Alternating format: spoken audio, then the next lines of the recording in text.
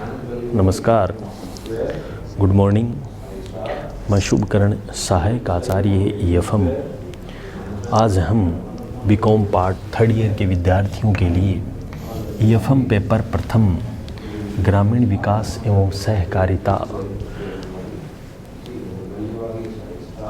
Rural development and cooperation के अंतर्गत unit संख्या 4 में जनजाति कल्याण के कार्यक्रमों के बारे में चर्चा कर रहे हैं। जनजाति कल्याण से संबंधित कार्यक्रम में हमने भारत व राजस्थान के अंतर्गत होने वाले विभिन्न कार्यक्रमों के बारे में, जो कि भारत सरकार के मंत्रालय द्वारा विभिन्न योजनाओं के माध्यम से जो जनजाति या ST वर्ग के जो वर्गों को दी जाने वाली मूलभूत सुविधाएं योजनाओं के माध्यम से उपलब्ध करवाते हैं। तो इसी क्रम में हम अगले टॉपिक की चर्चा करेंगे, राजस्थान में जनजाति कल्याण के कार्यक्रम। जैसा कि आपको पूर्व की क्लास में हमने बताया कि 2011 की जनगणना के अनुसार भारत की जनसंख्या का लगभग 8.1% जो कि जनजाति क्षेत्र में आते हैं। इसी क्रम में राजस्थान की हम बात करें तो 2011 की जनगणना के आधार पर राजस्थान में अनुसूचित जनजाति लोगों की संख्या 92.38 लाख है। 92.38 लाख अनुसूचित जनजातियों की संख्या है, जिसमें लगभग कुल जनसंख्या का 13.5% माना गया है।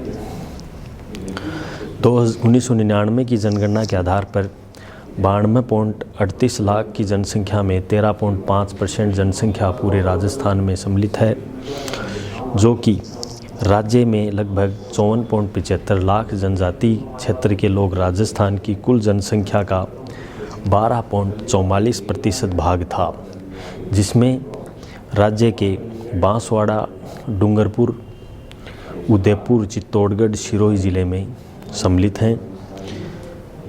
ये क्षेत्र जनजाति उपयोजना कहलाते हैं, जिनमें 18.23 लाख जनजातियों के लोग निवास बसते हैं। ये राज्य की जनजाति की संख्या 43.73% है, जो आदिवासी उपयोजना का लगभग 4,409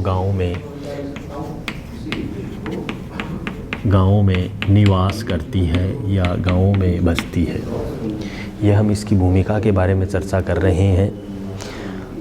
यह राज्य की जनजाति का लगभग 43.73% माना गया है, जो कि 4,409 गांव शामिल है। इसका क्षेत्रफल 19,571 है।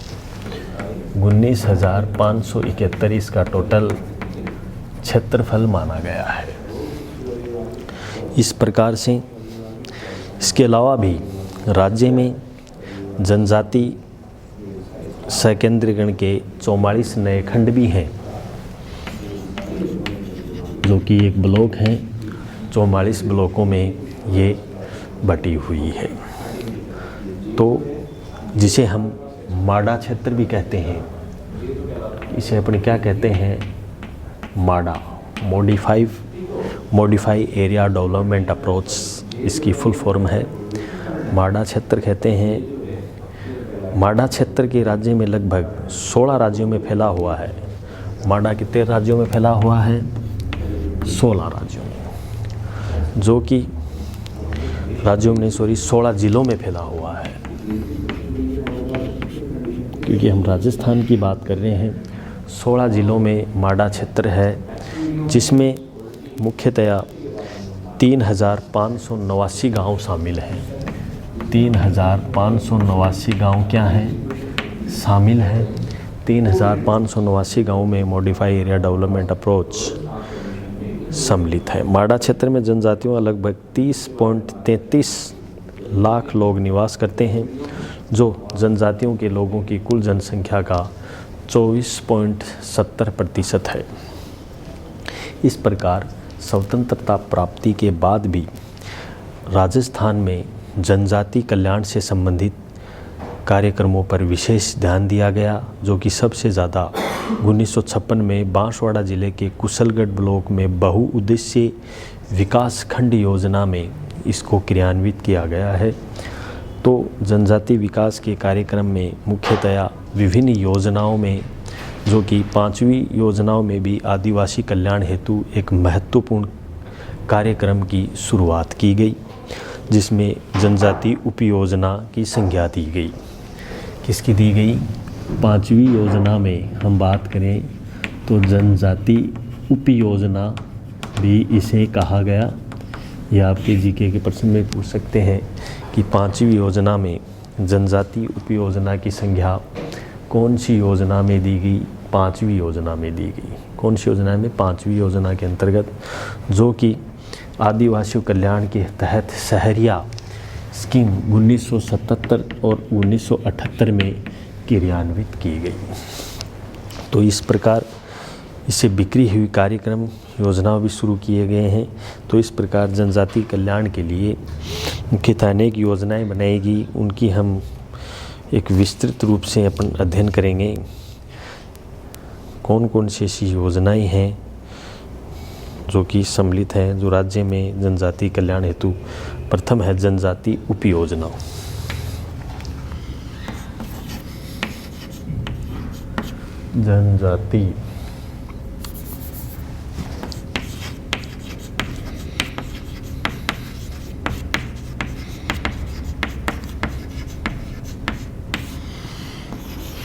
जनजाति उपयोजना लागू की गई। माडा,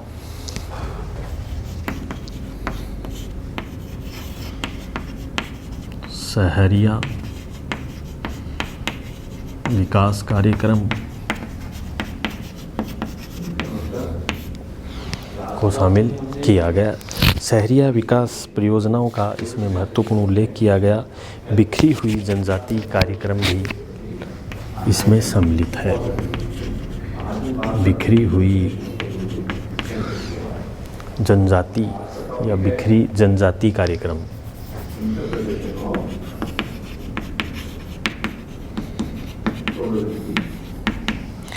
ये राजस्थान में जनजाति कल्याण से संबंधित कार्यक्रमों की हमने संक्षेप में चर्चा की। और इस प्रकार से हम बात करें राजस्थान में आदिवासी कल्याण के प्रमुख कार्यक्रमों की, तो राजस्थान में आदिवासी कल्याण के प्रमुख कार्यक्रमों की हम चर्चा करेंगे।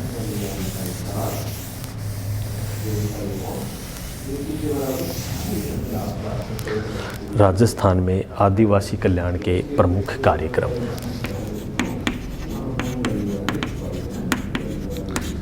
राजस्थान में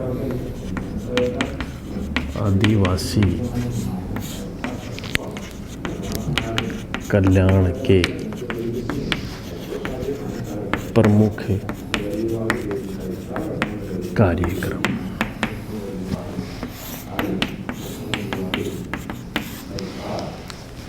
राजस्थान में आदिवासी के कल्याण के कार्यक्रमों में हम बात करें कि वर्तमान में राजस्थान में आदिवासी कल्याण के कार्यक्रम निम्नलिखित हैं या प्रमुख कार्यक्रम चलाए जा रहे हैं, जिसमें प्रथम है जनजातीय उपयोजना क्षेत्र। जनजातीय उपयोजना क्षेत्र, इसे हम कहेंगे ट्रिबल सब प्लान एरिया।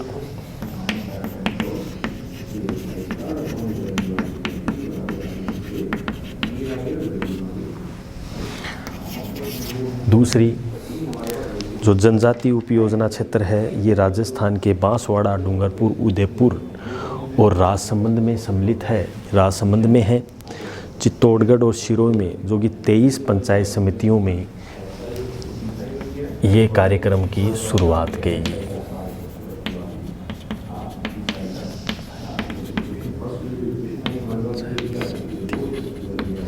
तेईस पंचायत समितियां इसमें कार्यरत रही, जिसमें राज्य की कुल जनजाति का 54.8% लोगों में से 24 लाख जनजाति उपयोजना के अंतर्गत आते हैं, जनजाति उपयोजना क्षेत्र में 4,409 गांव शामिल किए गए हैं, जिनका जिस क्षेत्र में आते हैं जो कि 19,571 वर्ग किलोमीटर में ये है। जनजाति उपयोजना 1974 और 75 में शुरुआत की गई। तो इसकी 1974 और 75 में जनजाति उपयोजना की शुरुआत की गई, जो कि इस कार्यक्रम के माध्यम से लोगों की आर्थिक स्थिति को सुधारने के लिए जनजातीय व जनजाति क्षेत्रों के विकास की संभावना पर विशेष ध्यान केंद्रित किया गया, ताकि इनके लिए न्याय एवं समानता के लक्ष्य प्राप्त हो सके। अगला कार्यक्रम परिवर्तित क्षेत्र विकास दृष्टिकोण माडा। परिवर्तित विकास या परिवर्तित क्षेत्र विकास, परिवर्तित क्षेत्र विकास दृष्टिकोण, माडा भी इसे कहते हैं, माडा मॉडिफाई एरिया डेवलपमेंट अप्रोच। राज्य में जनजाति संकेंद्र वाले 44 खंड हैं जो कि माडा क्षेत्र में आते हैं। 44 खंड में इन्हें कुल मिलाकर माडा क्षेत्र को सम्मिलित किया गया है। माडा क्षेत्र राज्य के 16 राज्यों में फैला हुआ है, जिसमें 3,589 गांव शामिल हैं। माडा क्षेत्र में जनजातियों के 10.33 लाख लोग निवास करते हैं, जो कि जनजातियों की कुल जनसंख्या का 24.70% सम्मिलित हैं। और माडा कार्यक्रम 1978 और 89 में इसकी शुरुआत 79 में इसकी शुरुआत की गई, जिसमें व्यक्तिगत लाभ पहुँचाने वाली स्कीमें को शामिल किया गया। यह कार्यक्रम शैक्षिक विकास के स्तर पर ज़्यादा ध्यान दिया गया। अगले हम कार्यक्रम की बात करेंगे माडा समुदाय, क्योंकि ये टॉपिक बहुत ही इम्पोर्टेंट है। इनसे संबंधित कार्यक्रम आपके एग्ज़ाम में अधिकतर पूछते हैं। माडा क्लस्टर भी कहते हैं इसको।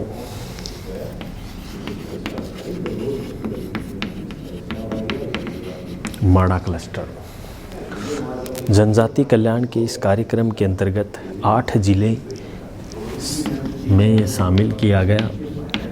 8 जिले के 159 गाँवों में 159 गाँवों को इसमें लिया, जो कि 0.37% लाख जनसंख्या इसमें सम्मिलित की गई। यह कार्यक्रम राज्य के जनजातियों की कुल जनसंख्या का 0.89% लोगों को इसमें शामिल भी किया गया। माडा समुदाय कार्यक्रम के अंतर्गत व्यक्तिगत लाभकारी योजनाएं जैसे कृषि प्रदर्शन, बागवानी, सब्जी के बीजों के पैकेटों का वितरण, कुओं का गहरा करवाने, हैंडपंप लगवाने, सहकारी समितियों की अंश पूंजी के लिए अनुदान, चिकित्सा कैंपों आदि का विशेष ध्यान दिया गया। लघु सिंचाई कार्य, हैंडपंप लगाने के कार्यों पर महत्वपूर्ण रूप से प्राथमिकताएं दी गई। अगला बिखरी हुई जनजाति जनसंख्या कार्यक्रम, चौथा है बिखरी हुई जनजाति जनसंख्या कार्यक्रम। जनजाति जनसंख्या कार्यक्रम बिखरी हुई जनसंख्या है, तो इसको शटल ट्रिबल पॉपुलेशन प्रोग्राम। बिखरी हुई जनजातीय जनसंख्या में लगभग 28 जिले बिखरे हुए माने जाते हैं, जो कि राज्य की आदिवासी जनसंख्या का 29.85% भाग लोगों के कल्याण हेतु यह योजनाएं बनाई गई। इस योजना में मुख्यतः फलों के पौधे वितरण, सब्जियों, बीजों, पैकेटों के वितरण, ग्रामीण आवास तथा उपभोक्ता दुकानों के संचालन को प्रोत्साहन दिया गया। इस क्षेत्र में रोजगारमुख शिक्षा के लिए विद्यार्थियों को भी प्रेरित किया जाता है। अगला लास्ट प्रोग्राम है शहरिया विकास कार्यक्रम।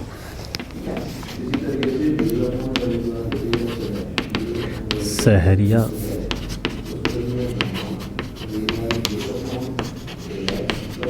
विकास कार्यक्रम। शहरिया विकास कार्यक्रम वह कार्यक्रम जिसमें राजस्थान की सबसे पिछड़ी हुई जनजाति शहरिया विकास कार्यक्रम के अंतर्गत आती है, SDP से कहते हैं। शहरिया एक आदिम जनजाति है जो राजस्थान के 12 जिले